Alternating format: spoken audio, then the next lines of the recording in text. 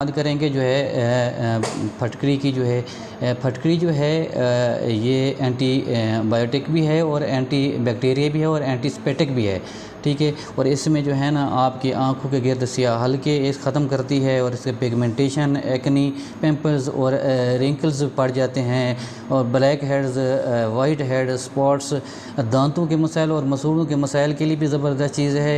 एड़ियाँ फटने और ख़ूबसूरत बनाने जो है इसको ये भी ज़बरदस्त इसका इलाज है और इसके अलावा होल बॉडी की खूबसूरती के लिए ये भी बेहतरीन इलाज है।